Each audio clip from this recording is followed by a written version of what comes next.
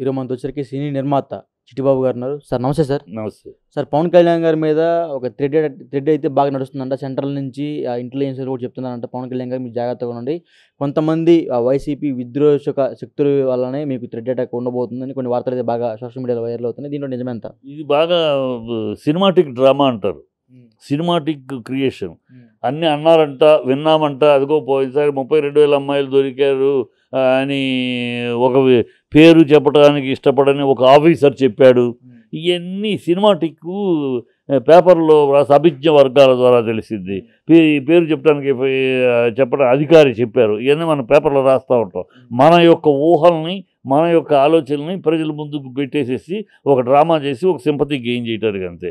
ఆ గతంలో కూడా ఇట్లాగే ఇంటి దగ్గర ఎవడో కారు పార్క్ చేసి వెళ్తే రక్కీ నిర్వహిస్తున్నారు, హైదరాబాద్ చేశారు. తర్వాత పోలీసు దాన్ని చేసి ఏమీ లేదు, అతను ఒక కారు అక్కడ పార్క్ చేసి వెళ్ళిపోయాడు అంతే. ఈ కారు పనిచేయట్లేదు అందుకని అక్కడ పార్క్ చేసి ట్రాఫిక్ అడ్డు లేకుండా అక్కడ ఆ కారణంలో పెట్టేసి వెళ్ళిపోయాడు. ఈ మరి దాన్ని ఒక పెద్ద సీన్ క్రియేట్ చేశారు ఆ రోజు. ఇవాళ ఇప్పుడు అదే ఎక్కడిచ్చారు? సెంట్రల్ గవర్నమెంట్ ఏదో పంపించారు. ఎక్కడ పంపించారు? అంట పంపించారంట. ఈయన విన్నారంట. ఈ అంట పెంటాలు ఎందుకయ్యా ఊరినే? ఇవన్నీ ఎందుకు? ఎవరికి అవసరం? అంటే జగన్మోహన్ రెడ్డి గారు ఓడిపోవడానికి ముఖ్య కారణం పవన్ కళ్యాణ్ గారు కాబట్టి జగన్ను చంపడానికి ప్రయత్నించారు వీళ్ళు. అందుకని గెలుస్తూ పొరపాటును మనం ఓడిపోతామేమైనా జగన్ని చంపండి, చంపితే నీకు దిక్కెవరని చంద్రబాబు అందుకే అన్నాడా? రాళ్ళేసి కొట్టండి అని చంద్రబాబు అందుకే అన్నాడా? చంపడానికేనా? చంపడానికి వ్యూహమా? ఏం మాట్లాడతారు? రాజకీయాల్లో హత్యలు ఉండవు, రాజకీయాల్లో హత్యలు ఉండవు, భౌతిక హత్యలు ఉండవు, రాజకీయ హత్యలు ఉంటాయి. చెన్నారెడ్డి గారు ఎప్పుడో చెప్పారు, ఎప్పుడు రాజకీయాల్లో హత్యలు ఉండవు, భౌతిక హత్యలు ఎప్పుడు ఉండవు, రాజకీయంగా హత్యలు ఉంటాయి. రాజకీయంగా హత్యలు అంటే వాళ్ళ దీన్ని తగ్గించడం జరుగుద్ది. ఇవాళ పవన్ కళ్యాణ్ ఉన్న సమస్య ఇది కాదు. పవన్ కళ్యాణ్ మీద ఇది ఎన్ని ఉన్నాయి సింపతి గెయిన్ చేయడానికి, ఏది చేయడానికి. ఆయన చంపితే ఎవరికి ఏమొస్తుంది? ఎవరికి ఏం రాదు. ఆయన చంపితే చంద్రబాబుకి అడ్వాంటేజ్ వస్తుంది తప్పితే ఇంకోటికి రాదు. చంద్రబాబుకి లోకేష్కి పోటీ లేకుండా పోతాడు. ఆయనకు అడ్వాంటేజ్, ఎవరికి అడ్వాంటేజ్ వద్దు కదా. ఇవాళ గెలిచింది జగన్ గారికి అడ్వాంటేజ్. చంద్రబాబు గెలిచాడు, లోకేష్ చంద్రబాబు గెలిచాడు. చంద్రబాబు తర్వాత లోకేష్ ఉన్నాడు. జూనియర్ ఎన్టీఆర్ కూడా ఉన్నాడు. జూనియర్ ఎన్టీఆర్ ఎక్కడ ఉన్నాడు? జూనియర్ ఎన్టీఆర్ లేడు, రాజకీయాలకు లేడు, తన దూరంలో ఉన్నాడు. కానీ అలా అంటారు. అతనికి ఆంధ్ర జూనియర్ ఎన్టీఆర్ రాడు. ఎందుకు వస్తాడు? రాడు. వాళ్ళ తాతగారు పెట్టిన పార్టీ, తాతగారు పెట్టిన పార్టీ అయితే ఏలాడు అలా పుచ్చుకుని. ఇక్కడ తాతగారు పెట్టిన పార్టీ లాగేసుకుని నారా చంద్రబాబు, నందమూరి తెలుగుదేశాన్ని నారా తెలుగుదేశంగా చంద్రబాబు నడుపుతున్నాడు కదా. బాలకృష్ణ బియ్యం కూడా అయ్యాడు కదా, ఏం మాట్లాడలేక చూస్తున్నాడు.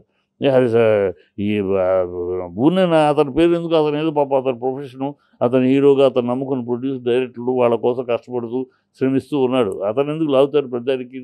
అతనికి వీళ్ళే దూరం పెడుతున్నారు, మళ్ళీ అతను రావట్లేదు అంటారు. దూరం పెడుతున్నారు లోకేష్ కోసం. దూరం ఏం పెట్టలేదు కదా. మొన్న గెలిచినప్పుడు కూడా ఆల్ ది బెస్ట్ మామయ్య, all the best Pawan Kalyan చెప్పారు కదా. కొన్ని మీటింగ్లు చూసారు, అంతటి స్టార్ వస్తే అతనికి మూల సీటు, మెయిన్ సీట్లో అతను లేకుండా మూల సీటు, ఇంటెన్షనల్లీ ఇన్సల్టింగ్.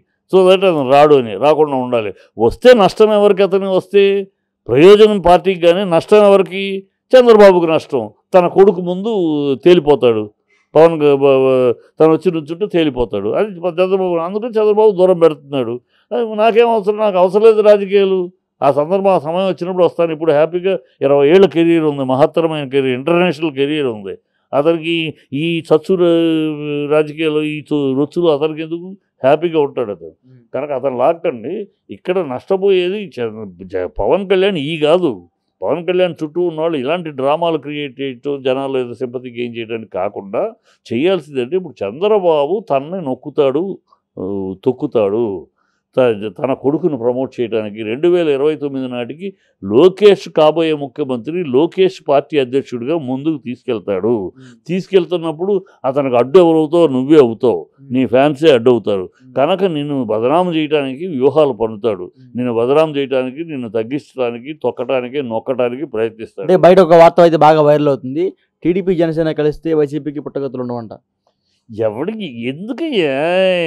ఇంకా అయిపోయింది దాని పుట్టకథలు. ఓడిపోయిన పార్టీకి అది గెలిచే రోజు 29 దాకా ఉంది. దీని మీద ఎన్నాళ్ళు బతికేస్తారు మీరు? ఎన్నికలు అయిపోయింది, ఇంకా ఎన్నాళ్ళు ఇలాగే బతికేస్తారు ఈ మాట చెప్పుకుంటూ? వైసీపీ ఉండదు, వైసీపీ ఎన్నాళ్ళు బతికేస్తారని ఎంగిల్ కూడు ఎలా ఎన్నాళ్ళు తింటారు మీరు? అయిపోయింది, మీరు గెలిచారు, మీకు అధికారం ఇచ్చారు. మీ పాలన ఏంటి? మీ చంద్రబాబు లోకేష్ని పెంచుతాడా? నువ్వు పెరుగుతావా పవన్ కళ్యాణ్? నువ్వు 2029 నువ్వు కాబోయే ముఖ్యమంత్రిగా ప్రజల్లో ముద్ర వేసుకుంటావా, లేకపోతే లోకేష్ కాబోయే ముఖ్యమంత్రి అవుతాడా? ఈ సమస్యలు నువ్వు పవన్ కళ్యాణ్ చుట్టూ ఉన్నవాడు ఆలోచించాల సమస్యలు ఎంత తొందరలో తను పెంచుకుంటూ పోతాడు. తను కాబోయే ముఖ్యమంత్రిగా 2029 నాటికి చంద్రబాబు ఎలాగో 80 ఏళ్ళు ఆయన యాక్టివ్ పాలిటిక్స్లో ఉండడు కనుక అతను నెక్స్ట్ ప్రజలకు కావాల్సింది ఈ కూటమిలో ఎవరు ముఖ్యమంత్రి, కాబోయే ముఖ్యమంత్రి. ఇప్పటిలాగానే జగన్కు చంద్రబాబు ఓటేయండి అన్నట్టు రేపు కూడా లోకేష్ ఓటేయండి అడుగుతాడా? జనాలు ముందు చీప్ అయిపోతాడు. కనుక అలా కాకుండా నేను కాబోయే ముఖ్యమంత్రిని అని నాకు ఓటేయండి అని అడగాలంటే ఇప్పటి నుంచి రేపటికి 2029 కాబోయే ముఖ్యమంత్రి లోకేష్ కాదు, పవన్ కళ్యాణ్ అనేది ప్రజల్లో బాగా గట్టిగా నాటుకుపోవాలంటే ఆ పద్ధతిలో నువ్వు ప్రయాణం చేయాలి. చంద్రబాబు వేయబోయే వ్యూహాలకు ప్రతి వ్యూహాలు వేసుకోగలిగిన శక్తి సామర్థ్యం ఉన్నవాళ్ళని నీ చుట్టూ పెట్టుకోవాలి. ఇది జరగబోయేది. చంద్రబాబు తన కొడుకులు కాకుండా నిన్నే అంటే ఇప్పుడు చంద్రబాబు గారికి వయసు అయిపోయిన తర్వాత నారా లోకేష్ గారి పార్టీని లీడ్ చేయలేరని మీరు అంటున్నారా? అదే చేస్తారు చంద్రబాబు. నారా చంద్రబాబు చేయబోయేది నారా లోకేష్నే ప్రమోట్ చేస్తాడు. ప్రమోట్ చేస్తే నష్టపోయేది ఎవరు? అది అర్థం చేసుకోవాలి పవన్ కళ్యాణ్. అలా కాదు, మా మిత్రపక్షం మమ్మల్ని చంద్రబాబు లోకేష్ని కాదు నన్నే ప్రమోట్ చేస్తాడని కనుక అనుకుంటే పవన్ కళ్యాణ్ అంతకన్నా భ్రమ, అంతకన్నా అమాయకత్వం మరొకటి ఉండదు. ఖచ్చితంగా చంద్రబాబు తన కొడుకునే ప్రమోట్ చేస్తాడు. నేను ఎంతైనా నీ వల్ల వాడుకుంటాడు. ఇప్పుడు ఎన్నికల్లో నేను ఎట్లా వాడుకున్నాడు, రేపు వాడుకుంటాడు. కానీ నేను ముఖ్యమంత్రి పదవికి రానివాడు. అది ఎందుకంటే తన కొడుకున్నాడు. కొడుకు లేకపోతే వేరు. కొడుకునే ప్రమోట్ చేస్తాడు. నారా లోకేష్ కాబోయే రాష్ట్ర పార్టీ ప్రెసిడెంట్, నారా లోకేష్ కాబోయే ముఖ్యమంత్రి. అట్లాగా ఆయన పావులు కదుపుతూ ఉంటాడు, వ్యూహాలు పన్నుతూ ఉంటాడు. ఆ వ్యూహాలు పన్నుతూ ఒక పక్క తన కొడుకును పెంచుతూ వ్యూహాలు పన్నుతా ఉంటే వ్యతిరేకంగా ఉన్న జనసేన కార్యకర్తలు, జన సైనికులు, జనసేన నాయకులు ఖాళీగా కూర్చొని చూస్తూ ఉంటారంట. అదే అన్నా, మరి చూస్తూ ఉండకుండా ఉండాలి. నువ్వు కామ్గా ఉంటే వాళ్ళు ఎందుకు లేస్తారు? పవన్ కళ్యాణ్ దాని ఆమోదం కింద చూస్తూ ఉన్నాడు అనుకో, కార్యకర్తలు ఏం చేస్తారు? కనుక చూడకుండా ఆ వ్యూహాన్ని ప్రతి వ్యూహం చెయ్యాలి. అది లేదు, నేను చూస్తాను ఎన్నికల దాకా అప్పుడు చూస్తానంటే అప్పుడు చేతులు కాలినాక ఆకులు పట్టుకున్నట్టు అవుద్ది. తన ముందున్న సమస్యలు తన ముందున్న సమస్యలు ఆడపిల్లల్ని కాపాడి ప్రజల ముందు తన నిజాయితీ నిరూపించుకోవాల్సిన అవసరం ఉంది. అదొక పాయింట్. రెండోది తన ఎదుగుదలకి ప్లాన్ వేసుకోవాలి. ఎదుగుదలకి అడ్డొచ్చే సమస్యల్ని వ్యూహాలకి ప్రతి వ్యూహం వేసుకునే పద్ధతిలో వెళ్ళాలి. అది అతను జాగ్రత్త పడాలి. అవి వదిలేసి ఊరినే ఏదో ఈ రెక్కి అప్పుడులాగా నా మీద ఉంది, ఎవడొచ్చాడు, ఏదో ఆర్డర్ ఎక్కడుందా, నేను ఎంక్వైరీస్ ఏమన్నా ఉందా, ఏమీ లేదు. హోమ్ డిపార్ట్మెంట్ నుంచి ఏమీ ఇన్ఫర్మేషన్ రాలా. అదే మొన్న చెప్పినట్టు ఎవడో ఒక ఆఫీసర్ చెప్పాడు అన్నట్టు చెప్పడం. అది ఎందుకు ఈ డ్రామాలు ఎందుకు?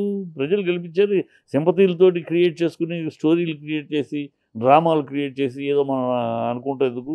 పని చేసి ప్రజల ఆమోదం పొందండి. రేపు కాబోయే ఫ్యూచర్ ముఖ్యమంత్రి ఇదే అన్నట్టు ప్రజల్లో ఒక సుస్థిరమైన అభిప్రాయం ఏర్పడేటట్టు పాటుపడండి. Hats off. ప్రజలు కూడా సంతోషపడతాడు. నువ్వు ముఖ్యమంత్రి కావాలని కోరుకున్న ప్రజలు ఓకే మావాడు అయ్యాడు, ఎన్నాళ్ళకి ఒక కాపు నాయకుడు ముఖ్యమంత్రి అయ్యాడు, సంతోషపడతారు కాపు వర్గం అంతా. ఆ దిశగా పయనించండి అంటున్నాను. ఇవన్నీ ఈ డ్రామాలు ఇవన్నీ వద్దు. పని చేయండి, మీరు చేయండి. మీ దిశ రేపటి ముఖ్యమంత్రిగా ఎదగాలంటే మీ అడ్డంకులు అంటే మీకేం అడ్డంకులు వస్తాయి? రేపు పవన్ కళ్యాణ్ కాబోయే ముఖ్యమంత్రి అంటే ఎలాంటి అడ్డంకులు వస్తాయి, ఎక్కడి నుంచి వస్తాయి, ఏ కారణం నుంచి మీకు వాటిని ఎట్లా ఓవర్టేక్ చేసుకుంటూ అట్లా ఎట్లా పక్కకు తోసేసుకుంటూ మీరు అలా ముందుకు ప్రయాణం చేయాలి. వీటిని ఆలోచించుకోండి. ప్రజలు ఎదురు చూస్తుంది. అది ఏయో సాధిస్తారు. రేపు 2029కి మా వాడు నాయకుడు అవుతాడు అంటున్నారు. అక్కడ లోకేష్ అంగీకరించడం అంత ఈజీగా. లోకేష్ని చంద్రబాబే ఒప్పుకోడు.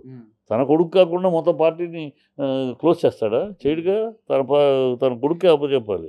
దానికి అతను చిత్రత 40 ఏళ్ళ అనుభవం, 14 ఏళ్ళు ఇప్పుడు 14 + 5 19 ఏళ్ళు అవుతాయి. 19 ఏళ్ళు ముఖ్యమంత్రిగా ఉండటం అన్నీ ఉపయోగిస్తాడు. అన్నీ ఉపయోగించి